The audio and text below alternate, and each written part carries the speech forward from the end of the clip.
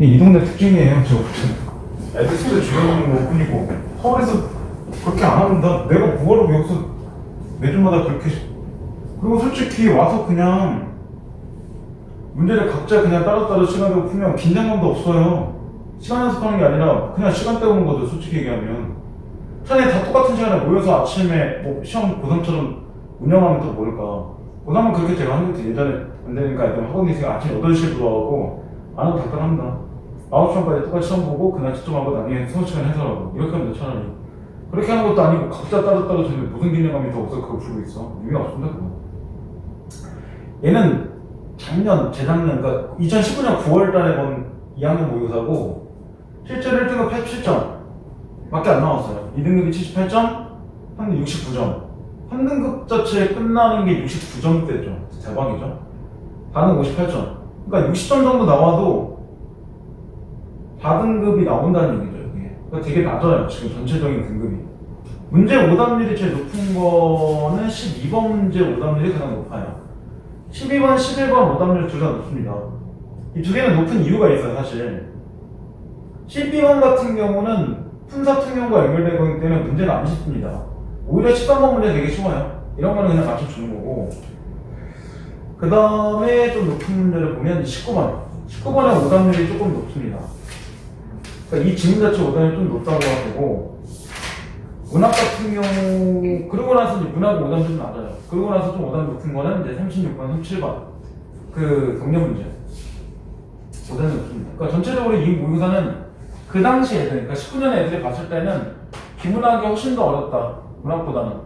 근데 전체적인 등급이 낮다는 얘기는 문학도 그냥 마냥 쉬운 건 아니었다는 얘기예요. 전체라면 조금 1등급 자체가 지금 5개 정도 틀려도 문학 1등 나왔으니까.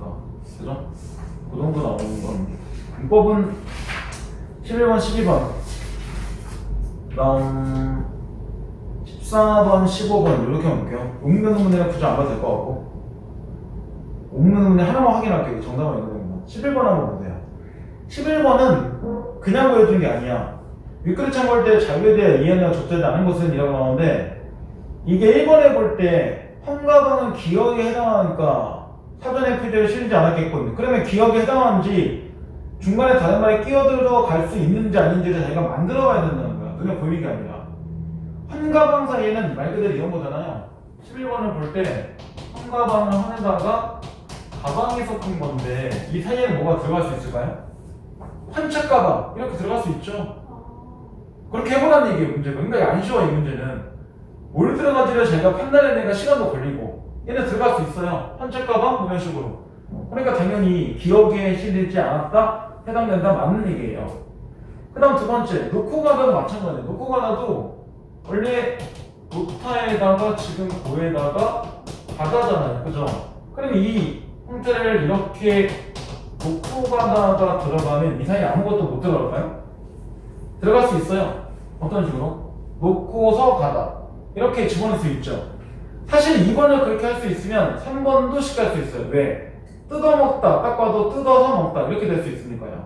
그러면 2번과 3번 둘 다 기억에 해당해야죠. 그러니까 2번을 원하는 애들은 3번 쉽게 나왔습니다. 그러면 정답 3번 이렇게 나오겠죠. 뜬 서문 대신 니은이 될 수밖에 없는 게 뜬 사이에 이렇게 되잖아요. 이거 뜬 여기에다가 소문이 결합된 건데 이 뜬 소문 사이에는 뭘 집어넣을 수 없죠. 뜬서 소문, 뜬고 소문 뭐 이런 식으로 넣을 수가 없으니까 얘는 니은 될 수밖에 없어요. 알아듣다는 디귿이다. 근데 디귿을 보면 구는 순차적 연결되지만 합성은 그렇지 않다. 알아듣다가 합성한 거 맞나요? 일단 합성은 뭔지 몰라? 기억이 안 나. 맨날 기억 상실증이야? 가끔 애들 뭐 물어보면 그거 어떻게 제가 맨날 기억합니까? 그럼 선생님이 모의고사가 네가 기억하는 것만 나와주냐? 아니잖아요. 1학년 때 문법했던 거 꾸준하게 해야죠. 나중에 뭐가 나올지 모르는데 제가 어떻게 합니까? 그 정도면 수험생 자세가 아니죠. 제가 알아야죠. 그럼 갑자기 당신 물어봐도 나와야 돼. 튀어나와가지고 진정한 1등 되려면 그 정도 필요한 겁니다. 우리의 최대의 적 몇 번 얘기하지만 결국 뭐야? 기억상실증이야. 가에 있는 거를 빼놓고 내려가니까 당연히 놓친 거죠. 시험 다 그렇게 놓친 거잖아. 이번 시험 솔직히 얼마나 단순한 문제입니까? 문제 수준은 되게 단순해요. 두 개 비교해서 여기 집이 있어 없어? 둘 다 집이 아니야? 이런 식밖에 없어 문제 대부분이. 그러니까 시험 문제 자체가 문학에서 그렇게 나왔을 때 그렇게 복잡하지 않아요. 대신 뒤쪽 성격 되게 안 좋은 거는 애들이 두 개 비교하는 걸 못하고 있는 거죠 제대로. 근데 그 비교가 그렇게 쉬워? 안 쉬워요 생각보다. 덱스 자체가 두껍고 기본 이론이 즉 단어가 정확하게 돼 있는 애들만 가능한 거예요 결국에는. 이거는 기본형이 알다죠. 여기다가 이렇게 아가 들어가고 뒀다가 들어간 건데 그러면 여기에도 뭐가 있어요? 실제 의미를 갖고 있는 어근도 있고 여기도 어근이 있죠. 이 사이에 안은 그냥 어근일 뿐이죠. 그럼 어근과 어근의 결합이니까 얘는 합성어가 맞아요. 왜냐면 합성어라는 게 실질 형태 속끼리의 결합을 합성어라고 얘기하는 거니까요. 그래서 합성어는 맞는데 의미를 생각해봐. 알아듣다를 보면 여기서 이렇게 나오잖아요. 선생님의 설명을 알아들었다라고 나오잖아요. 그럼 이게 선생님의 설명을 안 상태에서 들었다는 뜻일까요? 이렇게 봐야 돼? 그러니까 선생님의 설명을 알아들었다는 선생님의 설명을 안 상태에서 들었다. 이렇게 보는 게 말이 안 되죠. 선생님의 설명은 들으니까 알았다는 얘기잖아요. 그러면 얘는 디귿되는 게 맞죠. 디귿 자체를 볼 때 구는 순차적인데 합성어는 순차적으로 이렇게 가는 게 아니라 여기서 이렇게 가는 경우도 존재하니까 뜻이. 그러니까 디귿이 되는 거예요. 만약에 진짜 안 상태에서 들었다면 정답이 디귿이 될 수가 없죠 얘는. 근데 들은 상태가 되니까 알아들었다 이렇게 보니까 얘가 디귿이 되는 거예요. 그러니까 이거 약간 단어 문제이기도 하고 단어 뜻을 물어보는 문제이기도 하고. 자, 그 다음 이제 12번. 12번은 밑줄 친문에 띄어쓰기가 적절하지 않은 건데 이게 문제가 되게 친절한 게 만큼과 대, 문대가 나오고 뭐가 나왔어요? 단어 뜻이 나왔죠. 뜻대로 갖다 맞추면 돼요. 그럼 무명만큼 즐기지 못한다 라고 나오는데 만큼은 지금 뜻 자체가 3개가 있는데 무명만큼 그럼 얘는 뭐예요? 앞말의 비탄 정도 한도를 나타내는 형태가 되겠죠. 무명하고 비탄 정도이다 이런 의미니까요. 그러니까 얘는 무조건 조사니까 붙이겠죠. 그리고 같이 나오는 만큼 5번을 보세요. 들릴 만큼 조용했다. 이때는 만큼의 의도명사 첫 번째하고 연결되어 있죠. 앞에 내용에 상당한 수혜나 정도이다. 얘하고 연결되어 있어요. 그러니까 당연히 얘는 의도명사고 띄겠죠. 그리고 솔직히는 무명만큼과 들릴 만큼은 이것만 봐도 돼요. 이렇게 무명 나오죠. 이렇게 들릴 나오는데 사실 이거 명사잖아요. 명사 다음에는 기본적으로 뭐가 나오고 있어요? 조사가 나와요. 근데 이거 뭐예요? 관용어죠. 관용어 뒤에는 통상적으로 의존명사 붙겠죠. 왜냐면 의존명사는 반드시 관용어로 동반해야 되는 거니까. 이렇게 풀어도 돼요. 뜻 자체 안 봐도. 이건 이 정도까지는 형식을 알아야 되는 거니까. 그래서 보면 의존명사는 의존인만 빼고 그냥 명사가 중요한 거예요. 말 그대로 명사니까 띄는 거죠. 의존인 상관없어. 기본적으로 띄어쓰기 단어를 볼 때 조사 제외한 모든 거는 다 띄는 거예요. 그 다음 세 번째. 그 두 번째죠. 학교에 가는데 비가 오기 시작했다. 이때 형태는 뜻이 는대로 쓰이겠죠. 귀절이나 어떤 점 설명을 묻거나 시키거나 제한하기 위해서 그 대상과 상관되는 상황을 미리 말할 때 얘가 는대 형태로 붙이는 거예요.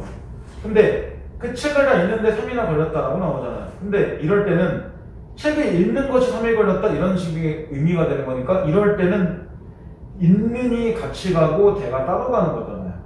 왜냐면 의존명사 뜻에 나와 있는 거니까. 그러니까 얘는 띄는 거죠. 읽는 띄고 대 이렇게 돼야죠. 그 다음 소리가 나는 장소란 얘기잖아요. 그럼 장소도 위에 보면 대 첫 번째 곳이나 장소 나오니까 이것도 띄는 게 맞겠죠. 정답 3번 이렇게 나온 거예요. 최소한 이게 뭔지 몰라도 가는 데가 만약에 있는데 어미처럼 안 나온다고 쳐도 장소도 아니고 일로 아니잖아요. 그러면 기본적으로 있는데 어미 형태가 나오겠죠. 그래서 이거는 생각보다는 그냥 할만하다. 근데 이 문제 오답이 높은 건 이거 갖다 껴맞추는데 시간이 걸리는 거니까 애들이 1호번에 고민하는 게 거의 없어요. 2, 3, 4에서만 고민한 거예요. 그 다음 13번 같은 경우는 혹시 디귿 리을만 볼게요. 올여름은 음연도 몇 번 있는 것 같아? 올여름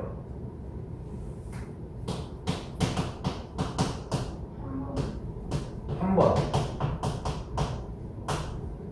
뭐가 있을까요? 그러면 리을천만. 리을천만. 그 다음 뭐가 나왔잖아요. 해도지죠. 네. 이건 몇 번 있을까요? 한 번이요. 한 번. 뭘까요? 지금. 그러니까 두 개가 맞겠죠. 네. 근데 이게 틀렸어요. 설명이. 왜냐면 우리말에 리을천만한 말은 없거든요. 리을천만한 말이 없어요. 청가까지는 맞게 한 번 맞지. 왜냐면 지금 이음이 어차피 이렇게 되면 얘는 소리값이 없는 거니까. 근데 기본적으로는 니은천가밖에 없어요. 우리나라. 그러니까 얘는 처음에 이렇게 가는 게 아니라 네. 처음에는 이렇게 올 열은 이렇게 가야 돼요. 그래서 니은천가밖에 없다고 외우고 있어야 돼요. 리을천만한 말이 없으니까. 그 다음에 이 리을에 영향을 뒤에를 뭐예요? 유음화 시킨 거죠. 이런 식으로. 올 열은 이런 식으로.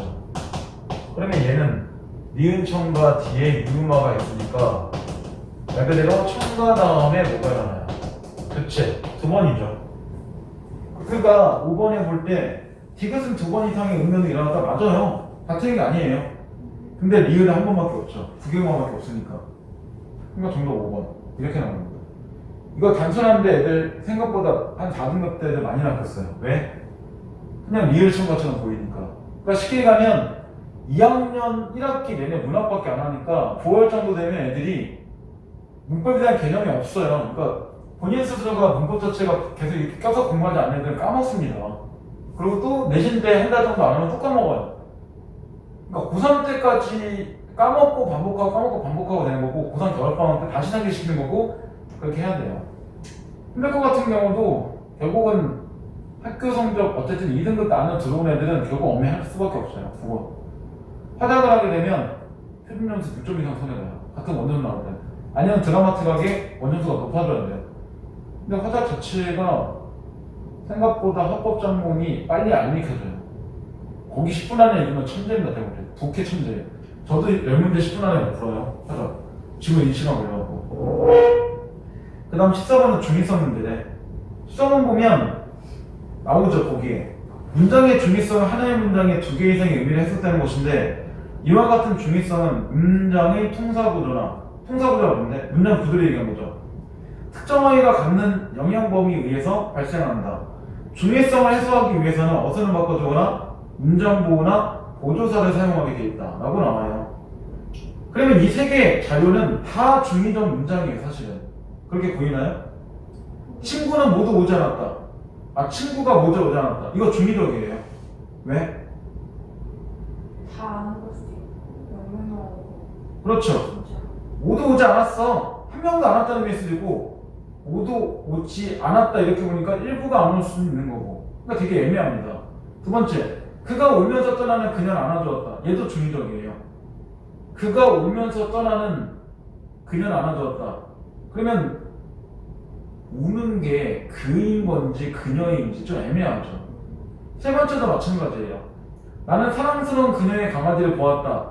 사랑스러운 게 그녀인 건지 그녀의 강아지인 건지는 알 수가 없어요. 그러니까 세 개 다 중의적이라는 거를 알고 가는 문제예요.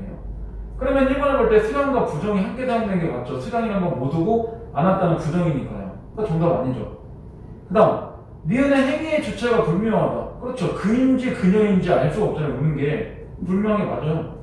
세 번째, 수칙받는 말이 그녀인지 강아지인지 알 수 없으니까 중의성 행위가 맞죠. 그 다음 네 번째, 기억과 니은 모두 보조사 는을 사용하는 방법을 통해서 중의성을 해소할 수 있다. 기억은 맞아요. 친구가 모두 오지는 않았다. 이런 식으로 만들면 일부 알았구나 해서 만들 수 있어요. 근데 니은은 그가 대신에 그는 울면서 떠나는 그녀 안아주었다 이렇게 바꾼다고 해서 중의성이 해결되나요? 아니면 그가 울면서 떠나는 그녀는 안아주었다 전혀 해결이 안 되죠. 그러니까 얘도 마찬가지예요. 다 틀린 게 아니라 기억은 맞고 니은만 틀린 거죠. 니은은 지금처럼 보셔서 넣는데 안 되잖아요. 그럼 얘는 어떻게 하면 돼? 어떻게 하면 중의성 해결할 수 있죠? 그가 떠나는 그녀를 울면서 안아주었다 이런 식으로 어순을 바꿔주면 우는 게 그구나 확인될 수 있죠. 그러니까 얘는 어순 바꾸기가 가능하다는 얘기예요. 그 다음 마지막 5번 니은과 디귿은 어순 바꾸는 방법을 통해서 방금 니은은 그렇게 바꿨죠. 그럼 디귿은 어떻게 해야 돼? 나는 그녀의 사랑스러운 강아지를 보았다. 이런 식으로 한다면 사랑스러운 게 그녀가 아니라 강아지구나.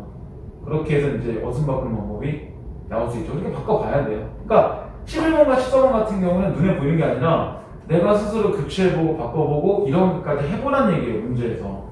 그러니까 이게 고3 정도 되면 반드시 문법 문제 한 문제는 그렇게 나와요.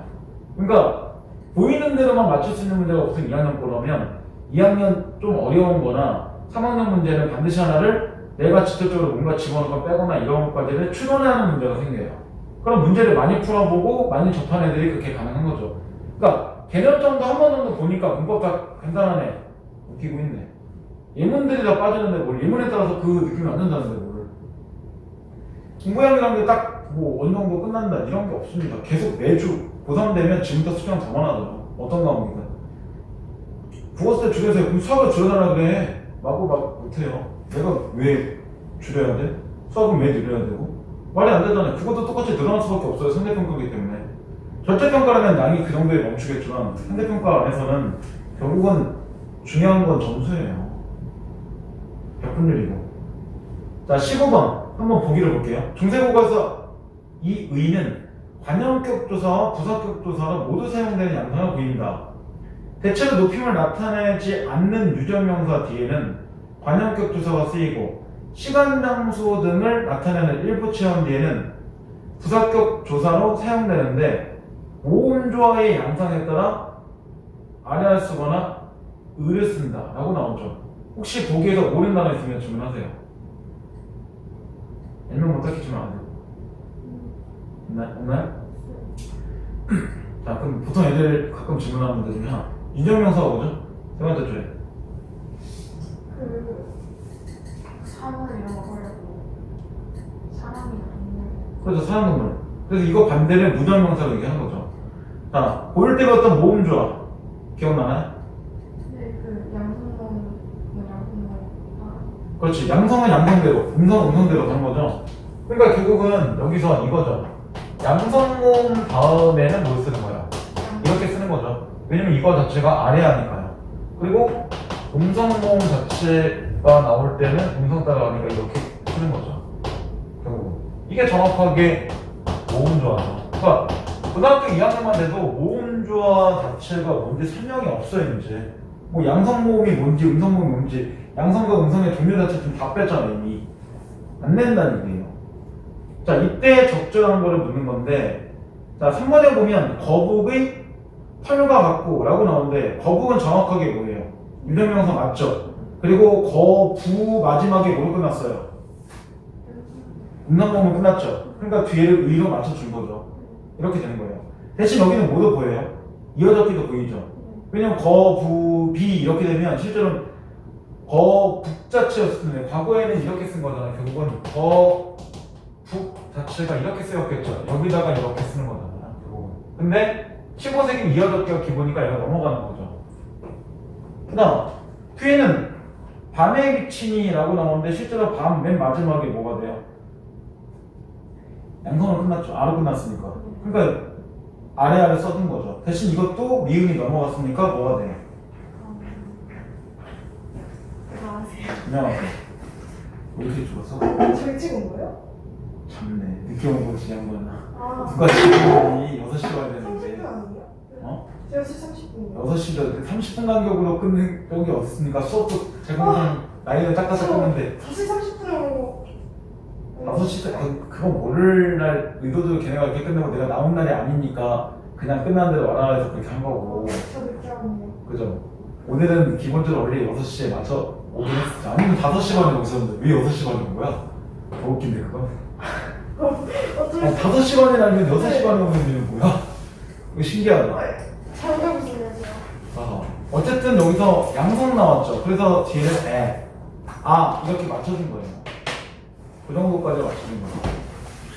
그리고 실제로 거북 의인은 뭘 꾸며줘요? 털을 꾸미죠. 명사 꾸미는 거고 밤에 같은 경우는 뒤에 있는 빛이 나를 꾸미니까 부사어가 되는 거죠. 그러니까 최단 문제에서 이걸 알아야 돼요. 그 관형어, 부사, 기본적인 쓰임새 정도는 알아야 된다는 거죠. 문제에서. 그런 게 또 필요한 거고. 숙제 다 하셨나요? 네. 네, 이런 거 채점하세요. 일단 팔이 가벼워. 자, 그 다음에 19번 좀 넘어왔어요. 일단 이게 사실은 전체 오답 19번 자체가 나오는 게 이유는 하나밖에 없어요. 그 당시에 보면 이게 시간에 좀 쫄리는 게 있고요. 또 하나는 지문을 조금 길게 써야 돼요. 전체 답을 보면. 문단을 한 3개 정도 써야 되기 때문에 시간이 오래 걸려요, 문제가. 근데 이게 이과 애들 중에는 조금 오답률이 낮은 애들이 있어요. 걔네들은 이거 이미 배운 거예요. 그러니까 배운 애들은 이거 되게 쉽게 풀었어요. 나머지 이거 들어본 적 있나요, 혹시? 없나요? 저 들어봤어. 아니, 나머지는 들어봤는데. 그러니까 라부아지만 들어봤던 것만 물어본 거예요. 프리스트리는 안 배워요. 근데 이 개념을 배워놨으니까 캐번대시와 프리스트리만 조금 더 끼는 거니까 자기 공부량에 따라서 얘는 쉬울 수도 있고 아닐 수도 있고 좀 이게 결정돼요. 자, 그럼 이제 이게 프리스트리의 금속계 환원 실험이나 나오잖아요. 그 환원 실험과 연결되는 것들이 실제로는 뭐가 연결됐어? 네 번째 문단부터 연결돼 있죠. 네 번째 문단부터가 프리스트리의 실험 얘기니까요. 그래서 사람 이름 나오면 정말 친한 이유가 있어요. 그래야지 뭐 할 수 있을 거야? 빨리빨리 사람 찾을 거 아니야.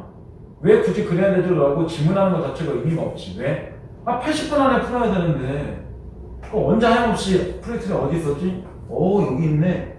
누가 그렇게 찾고 있어. 그 시간도 아까운데 그거 안 되니까 맨날 애들 1등 해야 되는 표시 안 하는데 저는 왜 표시하죠? 그럼 네가 1등부터 기억을 하던지 다.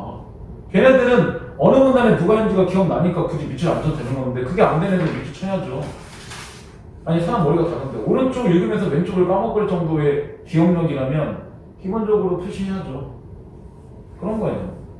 자, 1번에 보면 프리트리는 가열전의 금속계는 플루오틴의 결핍 상태는 보고 2번, 3번까지 같이 볼게요. 실험 과정 중에 가연성과 수미되어 수위가 상승한다고 얘기했고 가연성 공개 활용해서 금속계를 금속 변화시킬 수 있다고 생각했다. 이렇게 있는 거를 이 사람의 실험 결과를 통해서 볼게요. 자, 네 번째 문단. 18세기 후반에 프리스트리는 캐번디시가 발견한 가연성 공기를 활용해서 금속계를 금속으로 환원하는 실험을 시행했다. 정확하게 이 보기 얘기하는 거죠. 먼저 프리스트리는 물을 채운 면적의 널쩍한 그릇에 빈 유리그릇을 엎어놓고 그 안에 가연성 공기를 채웠다. 그리고 그 안에 금속회를 놓고 렌즈로 햇빛을 모아 가열했다.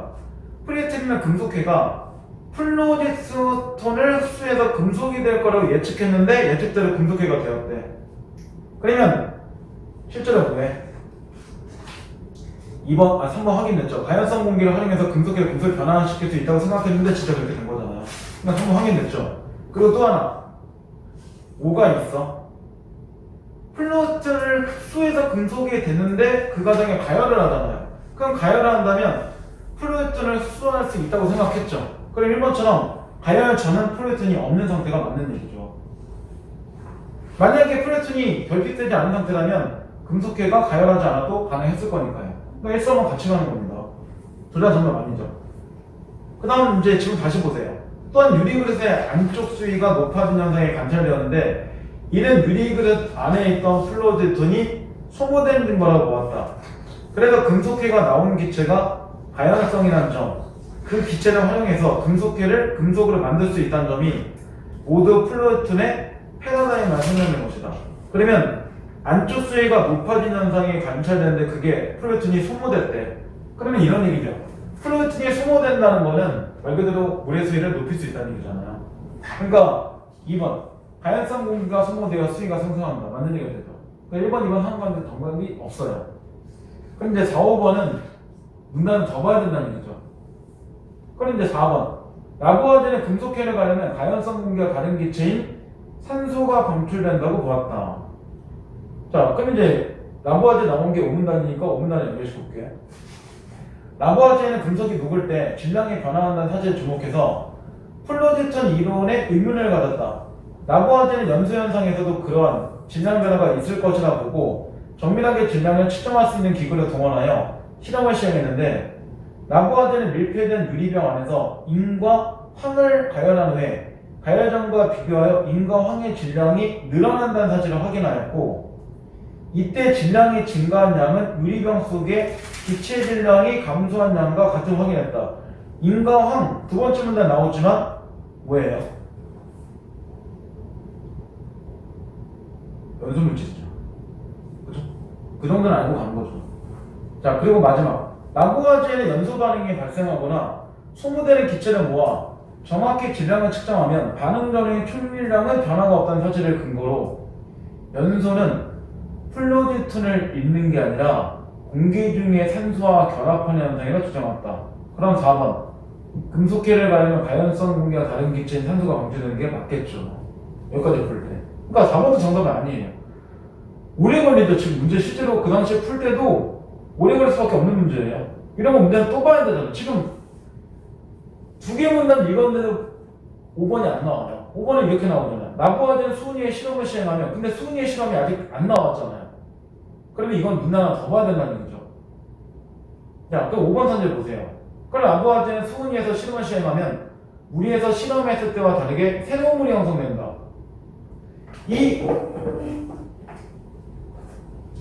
5번에는 이렇게 보는 거잖아요. 5번 선지 자체를 보면 이렇게 돼 있죠. 물 위에서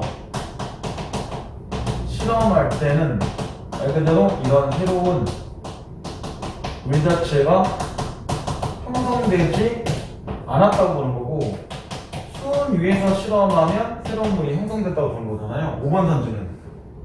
근데 이렇게 나와 있는지를 이제 그 다음 문단을 확인해야겠죠. 그럼 6문단을 보세요. 가연성 공기를 태울 때 물이 형성된다는 캐번디시의 관찰 결과 토대로 라부아지에는 프리트리의 실험을 자기 이론을 재해석했다. 프리트리 실험에 나타난 현상은 플로디톤과 금속계가 결합한 것이 아니라 금속계에 있던 산소가 유리그스로 방출된 것이며 이 산소는 유리그스를 채우고 있던 가연성 공기와 결합하여 물이 되었을 거란 설명이었다. 프리트리의 기존 실험은 무리에 시행되었기 때문에 새롭게 형성된 물을 관찰하기 어려웠으나 같은 실험을 수은 위에서 시행하니까 수은 위에 수량의 물이 형성되는 현상이 눈에 보였다. 그럼 지문에서 뭐였어요? 지문에서는 이렇게 물 위에 실험했을 때 실제로 뭐예요? 새로운 물 자체가 형성돼요. 그 다음 수온 위에서 실험할 때도 새로운 물이 형성돼요. 이렇게 보는 거죠. 둘 다 형성돼요. 대신 뭐 한 거예요? 차이점. 관찰이 안 되는 거죠. 여기는 관찰이 되는 거거든요. 그러니까 이 설명은 잘못됐죠. 새로운 물 자체가 형성이 안 된 게 아니라 됐는데 안 보이는 거고 됐는데 보이는 거고.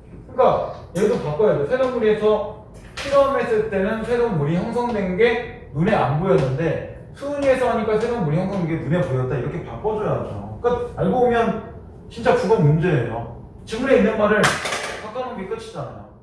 이 두 개 문장에 바꿔 어떻게 이해했었어요? 과문이 아니에요, 절대로. 되게 간단하죠. 근데 이 간단한 거를 찾기 위해서 지문을 되게 많이 써야 돼요.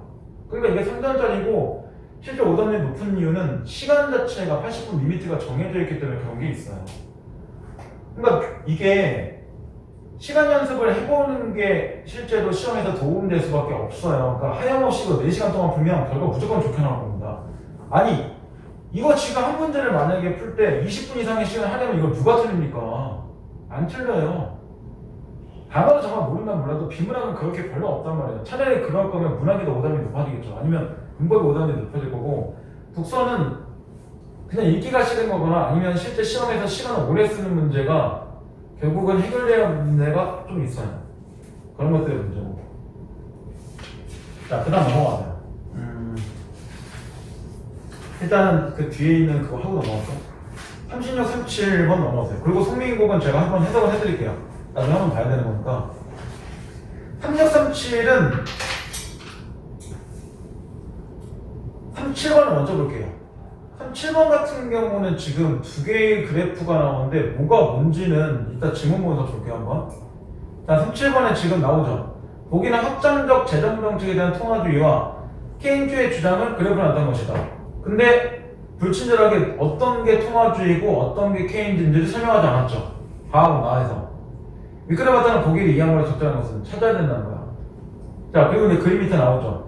A는 확장적 재정정책 활용 이전의 상태, B와 C는 확장적 재정정책 활용 이후의 결과를 나타낸 것이다 라고 나와줬어요.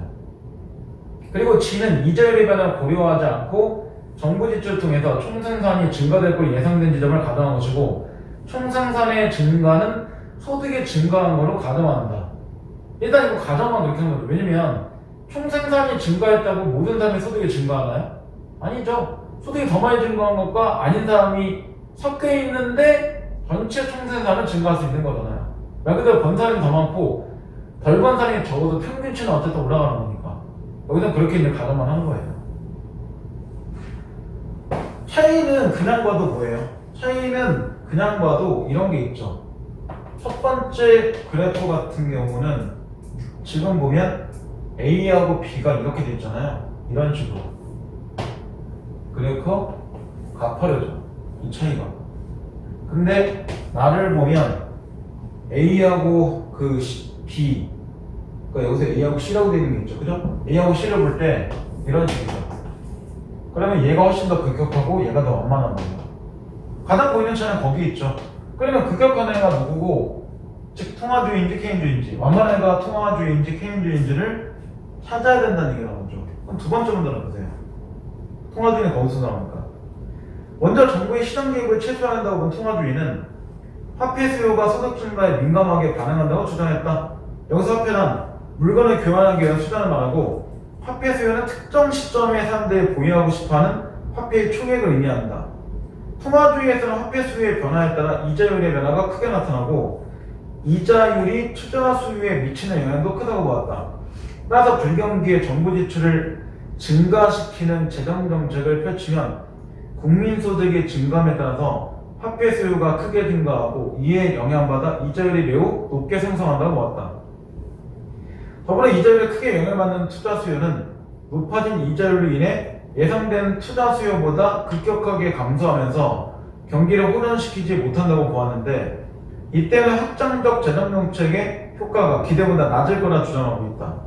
결국 불황기에는 정부 주도의 재정정책보다는 중앙은행의 통화정책을 통해서 통화량을 늘리고 이자율을 낮추는 방식을 사용하면 재정정책과 다르게 투자 수요가 증가하여 경기를 부양시킬 수 있다고 보았다.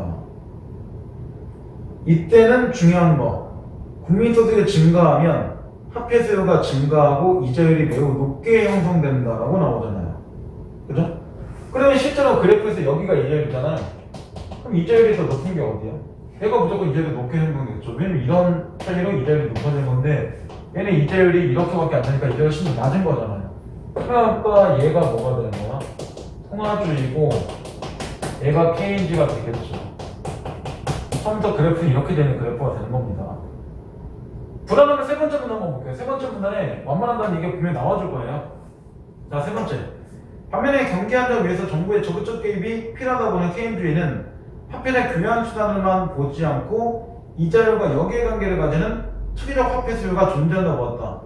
이런 투기적인 화폐 수요나 통화량이 늘어나도 소비하지 않고 더 높은 이익을 얻기 위해서 화폐를 소유하고자 하는 수요인데, 통화정책을 통해서 통화량을 늘리고 이자를 낮추면 투기적 화폐 수요가 늘어나 화폐가 시중에 돌지 않기 때문에 투자 수요가 거의 증가하지 않는다고 본 것이다.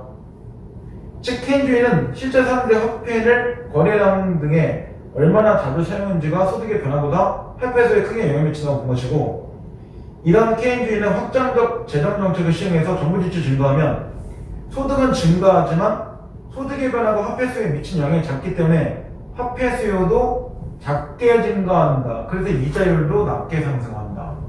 나왔네. 이자율이 낮다고 하잖아요. 그러니까 무조건 이렇게 그래프 나오겠죠. 그러면 이 문제는 10번의 이력부터는 1번 가는 케인주의가 아니잖아. 1번에서 가는 통화주의가 되겠죠. 탈락.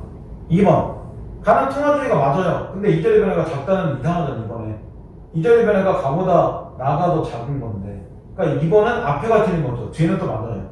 3번 나는 통화주의다. 틀렸죠. 나는 케인주의니까요. 그 다음 4번. 나는 국민소득의 변화에 따른 화폐수의 변화가 작다. 그리고 케인주의다. 정확하죠? 값보다 적잖아요. 이자율 자체 변화가. 정답 4번. 그 다음 5번. 나는 케인주의가 맞죠? 근데 앞에가 잘못됐죠. 나는 가에 비해서 정책 활용 결과에서 도출된 총생산의 값이 예상된 총생산보다 많이 감소했다. 이게 틀렸죠. 감소하지 않았잖아요, 특히. 예상된 것보다 오히려 올라가지 않지. 그러니까 정답 4번. 이렇게 나오겠죠. 사실 여기서 1번 선지하고 그 다음 3번 선지 자체는 쉽게 갈 수 있죠. 케인주의 통화주의만 찾으면 되는 거니까. 그 다음 39번은 좀 무대죠. 36번을 보면 국내 사정으로 경기가 A 돼요. 경기가 A 되는데 A가 뭔지 알고 봅시다. 정부가 긴축적 재정 정책을 활용한다. 그럼 정부가 이런 긴축적 재정 정책을 활용하면 이런 거를 사용하면 시중의 통화량이 비하로 이에 따라 이자율 자체가 변동합니다. 문제가 아주 얇았어요. 이자율이 낮다 높다 나오면 이 B가 뭔지 정확하게 나올 거예요. 그래서 일부러 그냥 변화한다고 써놓은 거죠. 얇았죠? 이런 정책을 통해서 이렇게 하면 뭐한다? 경기 자체가 안정될 수 있다. 그럼 여기 들어갈 건 어차피 불황 아니면 과열밖에 없어요. 사실 안정되지 않은 상태니까 이직거리 하면서 경기 안정시킨 거니까요. 근데 대외 경기 상황에 의해서 경기 뭐가 된다? 키 자체가 우려되면 뒤에 나오죠. 이렇게 이게 우려될 때는 뭐 한다? 중앙은행의 경우는 이런 중앙은행은 통화량 자체를 뭐 한다? 줄인다 라고 나오죠. 그리고 뭐 한다? 이자율 자체를 비한다 라고 나와요. 뒤에가 더 쉬워요. 왜? 통화량이 줄었다는 얘기가 대놓고 나왔으니까요. 통화량이 줄인다는 거는 뭐 한다는 거야? 돈을 일부러 못 쓰게 하는 거잖아. 그러면 돈 일부러 못 쓰게 한다는 건 너무 많이 쓰니까 줄이는 거니까 여기 들어갈 말이 뭐밖에 없어요. 과열밖에 없죠. 과열되니까 통화량을 줄이는 거고, 통화량 자체를 줄인다는 건 과열된 걸 의도적으로 못 쓰게 하는 이자율을 뭐 해야 돼요? 상승시켜야죠. 기본적으로. 왜냐면 이자가 높으면 높을수록 사람들이 돈을 덜 쓸 거잖아요. 그러니까 그 정도까지는 이미 안다는 개념에서 문제를 푸는 거예요. 그러니까 뒤에가 더 쉬워요. 과열, 그리고 여기는 뭔가 올린다. 이렇게 되겠죠. 그럼 정답 조치가 뒤에만 보면 답이 1번밖에 없네요. 그죠? 뒤에만 봐도. 그럼 여기는 왜 과열되고 이런 거야? 중요한 건 여기 있잖아요. 긴축적 재정 정책 나왔잖아요. 그죠? 긴축이라는 걸 쓸 때는 기본적으로 너무 과열되니까 통화량을 줄이기 위해서 하는 거니까 이자율 자체도 뭐 할 수 있어요? 올라가겠죠. 올라갈 겁니다. 그러니까 여기서 이 변동이라는 건 사실은 올라간다는데 이렇게 보여주면 여기 좀 너무 뻔한 거니까 일부러 이렇게 바꿔놓은 거예요. 정답 1번밖에 나올 게 없죠. 긴축적 재정 정책이라는 것 자체가 실제로 아까 우리가 읽었으니까요. 그리고 1문단에 실제 나와요. 1문단에 긴축 재정 정책이 나오는 게 1문단에서 나오잖아요. 경기관리 우려될 때 정부 지출을 줄이거나 세금을 올리는 긴축적 재정 정책이나 통화량을 줄이고 이자를 놀리는 긴축적 통화 정책을 생긴다. 그래, 긴축적 재정 정책이 있다는 것 자체가 경기 과열이라는 얘기잖아요, 무조건. 그러니까 답에 대한 포인트는 두 개예요. 예, 긴축적 재정 정책, 그 다음 통화량을 늘린다. 이 두 가지가 답을 찾는 포인트가 되는 거예요. 근데 이 문제는 되게 중요합니다. 이런 경제 그래프 형태가 올해 내년에 계속 나올 겁니다. 결국에는. 자, 그리고 이제 앞에 상황을 송민곡이라고 그 22번 쪽에 나올 거예요. 이거는 송민곡만 제가 한번 해석을 할게요. 문제는 따로 볼 거는 없는데 A, B, C, D가 나온 게 있으니까 CD하고 연결된 것만 설명하면서 26번만 먼저 볼게요. 자, 송민곡은 미인을 선호하는 두 번째 이야기, 이런 내용이에요. 사건이 물건이 내가 높은 산에 올라가니 구름은 물론이거니와 안개는 무슨 일인가? 그러면 산에 올라가는데 구름과 안개가 가렸다는 얘기잖아요. 잘 안 보인다는 거지. 그 얘네들은 나 짜증나게 하는 거예요. 천천히 어둡거니 해와다를 어찌 보면 대놓고 나오잖아. 구름과 안개가 갈리니까 천천히 어두운 거고, 그러니까 해와다를 볼 수 없어. 해와다를 보고 싶은 게 이 사람의 목적인 거죠. 그 다음 가까운 곳을 모르거든. 즉 가까운 곳도 이렇게 구름과 안개 가려서 안 보이는데 먼 곳을 바라볼 수 있겠는가? 안 보이네? 이런 얘기예요. 야, 그러면 차라리 물가에 가서 백기나 보자고 하자. 그러니까 이제는 산에 가고 나서 뭘 못 보니까 백기를 보려고 가본 거예요, 물가에. 근데 바람과 물결이 어지럽게 되었구나. 그럼 백기는 안 보이겠죠. 난 또 짜증 나네, 그죠? 사고는 어디 가고 빈배만 걸려있는가? 강천이 혼자 서서 진내를 굽어보니 님에 계신 소식이, 님의 소식이 더욱 멀게만 느껴지는구나. 아, 그러면 내가 산에 가고 물길 보고 이유가 있네. 혹시 님이 오고 있나? 보려고 갔는데 앞에 가려서 안 보였다. 그럼 여기서 빈배는 왜 개수가 크지? 없어도 되는 문장인데. 새고 어디 가고 빈배만 걸리는가? 빈배. 외로고 혼자 있는 배잖아. 나도 똑같잖아. 님이 없이 홀로 있잖아. 자기 감정을 빈배를 통해서 찌렁치게 보여주는 거죠. 딱 봐도. 그 다음, 그래서 이런 걸 뭐라고 해요, 시험에서? 객관적 상관문이라고 얘기하겠죠, 보통. 그 다음, 초가지 천자리의 범중에 그렇게 돌아오니 반벽천등은 누구에 의해서 밝아져 있는가? 그러면 저 벽에 걸려있는 등을 보면서 내가 무슨 생각할 거야? 아, 뭐야, 지금 왜 이렇게 밝어? 난 님을 못 봐서 마음이 우울한데. 뭐 이럴 거 아니에요, 기본적으로. 니네 그런 거 있잖아. 누군가하고 니네가 뭐 대판 싸우고 기분 안 좋아. 근데 나를 맑으면 이런 생각 들죠. 쟤는 내 기분도 모르고 나를만 맑고 있네? 드라마에서 그런 거 많이 쓰는 거잖아. 이게 딱 그림에서 보여주는 그런 대조점 정확하게 보여주는 거예요. 반대로 내가 누군가 헤어졌는데 막 비가 와, 우울하게. 그러면 의도적으로 그걸 뭐 하고 있는 거야? 내 심리를 날씨 통해서 보여주는 거잖아. 그게 맨날 드라마에서 보여주는, 영화 보여주는 기본 라인 아니에요. 참 이런 식에서 채용이 온 겁니다. 자, 그 다음. 오리며 내리며 헤매며 내가 하루 온종일 방황을 했으니 잠깐 던 힘이 다해서 그렇게 잠이 드니 정성이 지극해서 꿈에 님을 보았다. 그러면 여기서 꿈은 뭐가 되는 거야? 님을 만나는 매개체가 되는 거죠. 꿈에 님을 봤으니까요. 그 다음, 옷같은 얼굴이 반나마 벌써 늙어버렸구나. 마음에 먹은 말씀을 실컷 그렇게 풀어놓고자 하니, 그럼 마음에 먹은 말씀 뭐겠어? 아, 님 보고 싶었어요. 뭐 이런 말이겠죠. 꿈에서라도 님을 만났으니까. 근데 왜요? 눈물이 자꾸 나니 말인데 어찌하며. 그럼 눈물만 자꾸 쏟아지고 님한테 아무 말도 못했다는 거잖아.